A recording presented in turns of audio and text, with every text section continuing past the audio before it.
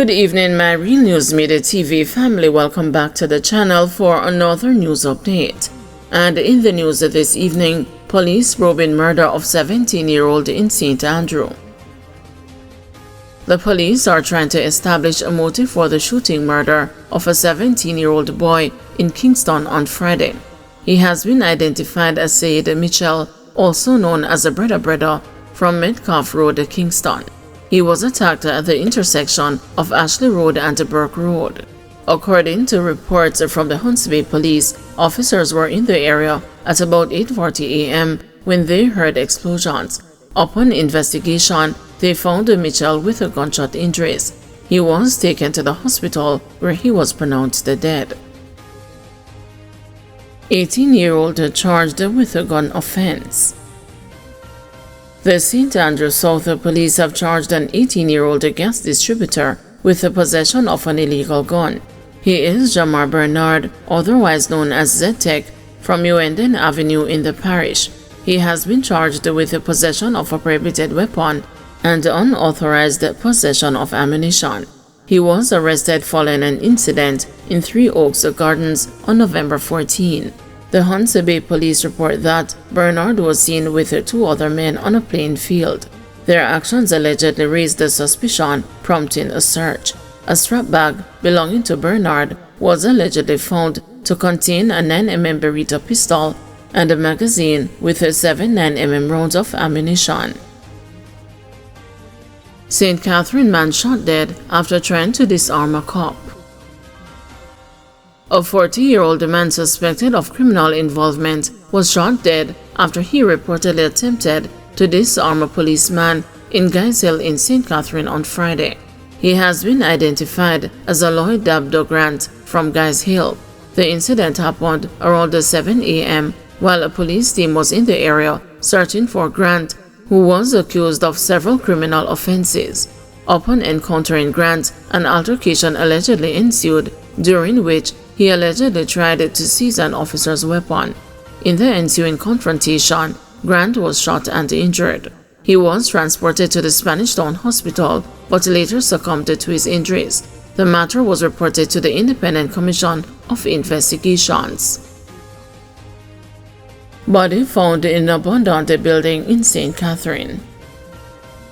The police are probing the circumstances surrounding the death of an unidentified man whose body was found in an abandoned building in Above Rocks, St. Catherine on Saturday. Reports are that about 3:44 a.m., citizens saw the body lying in the building and summoned the police. On their arrival, officers observed the body on its back in a pool of blood with a gunshot wound. The scene was processed and the body was removed to the morgue. Investigations continue. JPS conducting meter mapping exercise in Kingston. The Jamaica Public Service Company has announced that it will be conducting another meter mapping exercise, this time in Kingston, during November and December. The Light and Power Company conducted a similar exercise in St. Catherine earlier this year. The company said the latest exercise is part of efforts to serve its customers better. It has told the customers that JPS representatives will be visiting your premises during the month of November to December to carry out a meter mapping exercise and will require access to your meter for only a few minutes. The team that visits your premises to check on your meter will have their work photo IDs indicating that they are a JPS contractor, which they must present to you. They will also advise you of the reason for the visit, the company added. It said the exercise is being carried out to benefit customers in numerous ways. The most impactful includes receiving direct messages about planned and unplanned outages, as well as faster responses to outages and poor quality issues. It said its teams will also now be better able to coordinate disaster and emergency responses while working to prevent equipment failures and outages.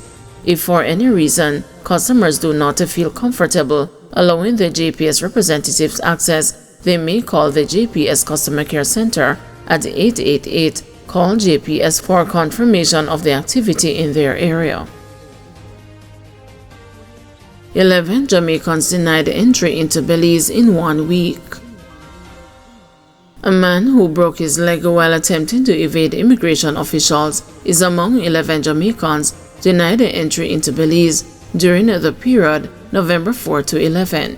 The Department of Border Management and Immigration Services said it had also refused the entry of 4 Brazilian nationals during the same period. It said the 15 foreigners are being housed at the Global Village Hotel under guard pending repatriation. According to the department, the 11 Jamaicans, including 5 children, had arrived in Belize on November 11 on board a Copa Airlines flight from Panama. They were deemed inadmissible for reasons ranging from the lack of return tickets to their countries of origin, traveling with minors without a proper legal documentation, and providing invalid accommodation details. The authorities said 8 Jamaican nationals had listed an address for their place of stay, but upon investigation, it was found to be housing several businesses and a water taxi service, but no known hotel. Additionally, some hotel bookings were found to have been made with fraudulent credit cards. 3 of the Jamaican nationals have since filed for judicial review regarding their inadmissibility. One of the Jamaicans who was denied entry is a 37-year-old man who broke his leg after jumping through a window in an attempt to evade immigration officers. The man and the 2 other Jamaicans have since retained attorney Norman Rodriguez, who filed for judicial review to challenge their deportation. Tears of relief, grieving mother finds strength as cops detained for son's killing. With her tears betraying a mixture of raw emotion and profound relief, Kaden Morgan, mother of the late Keishan Bem Smith, has expressed gratitude for the swift action taken against the 2 policemen who were involved in her son's fatal shooting on Sunday morning. Smith, 20, along with a 17-year-old Oisin Stubbs and a 19-year-old Orlando Campbell, all of East Kingston addresses, were shot dead by cops. The police reported that, while on patrol, they encountered a group of men along Windward Road. During the encounter, gunfire was exchanged, resulting in the death of 3 men. 1 cop sustained a non-life-threatening injury, and 2 illegal firearms were reportedly recovered from the scene.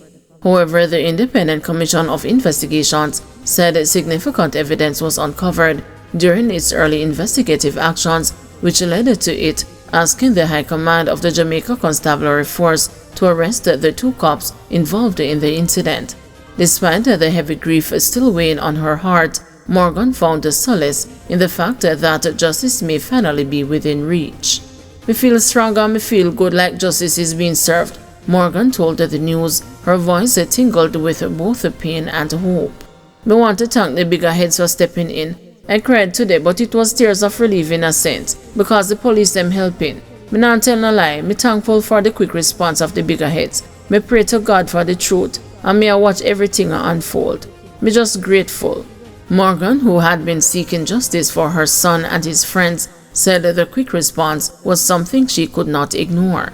"I prayed for the truth and asked God to watch over us through this whole process," she added. "I'm just thankful that the right people took charge when it mattered most." The killing of Smith and his friends shocked the East Kingston community and sparked an outpouring of grief and frustration from residents. Morgan, still reeling from the loss, spoke candidly about the challenges of coping with her son's sudden death and the intense emotions that have followed. However, the decision to detain the officers has brought her a glimmer of hope that the truth will come to light.